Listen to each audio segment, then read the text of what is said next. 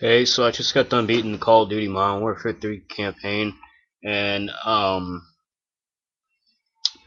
played the multiplayer too. I haven't played much in the multiplayer, and I don't plan on playing much more. But the multiplayer um sucks, so I figured why would I even bother with the campaign? But I got really bored of all the video games that I own, so I just figured that I'll play the campaign just to see what happens at the end, even though I already kind of knew what happened at the end. But you know, Um, the gameplay is just called. You guys know how boring the gameplay is by now. You duck, take cover, you shoot, and you advance forward and throughout the map. But it was pretty boring. The gameplay was pretty boring. But the only thing that did keep me playing was the cutscenes and the storyline itself. I do give Call of Duty credit for graphics, story, and the cutscenes. It's like a Michael Bay film except you're playing it, and it's incredibly boring when you're actually playing it, but still.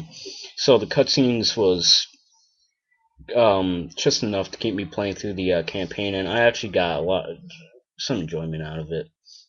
Not a lot. I actually, when I played Black Ops, I had a harder time trying to play through it than I did with Modern Warfare 3. Modern Warfare 3, I did have to force myself to play through it, but not as much as Black Ops. Even though Black Ops probably did have as good or a better campaign, or almost as good a campaign, it was just so boring. Call of Duty in general was just so boring. I don't even know why so many people play the online. I hate the online. I mean, back when COD 4 came out, oh yeah, the online was so fun and new and just refreshing. Even Mod 2, Mod 2 was a huge letdown for me, but at least it was fun for a little while and worth the money for a little while. One reason why I thought Mod 2 was a big letdown because everybody made such a big hype about it, and I thought it was going to be God's gift to video games, and it wasn't even close to being that great. And one reason why I was let down at the time is because I thought that they were going to have video editing thing like they do in Halo and Black Ops and what they have now in Mod 3, but I thought they were going to have some sort of video replay thing that you could use, and they didn't have that, and I don't know why they didn't add that, because I thought at that time they had the technology to do it, but I don't know, and that's why I was disappointed. And yeah, Mod 2 was a big disappointment, and I knew Black Ops wasn't going to be anything special. Everybody makes a big deal about Call of Duty every year when it comes out, but how can you be disappointed about a game that you know is not going to be all that great?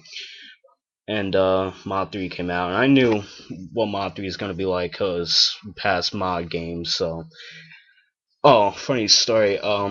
One day the Mod 3's release date, I went to go get a haircut just because it was just convenient on that day. But I've been wanting to get at the time I wanted to get Battlefield 3, but I just haven't been like out to like the mall or Walmart. So I go to the mall, I get my hair cut, and I see GameStop, and I see like 80 losers just like standing in one big line in GameStop. I'm like, wow. I walk in and I go, can I have a copy of Battlefield 3? And I get to skip the whole line. I get my copy and I walk out. And while I'm walking out, I'm looking at all the losers looking at me while I'm looking at them, waiting for their copy to get called, waiting for their Call of Duty copy, waiting in line. And yeah, I bet they regret getting the game. I didn't spend any money on it. I actually waited for Christmas. Yeah, yeah. I guess that's enough about Call of Duty.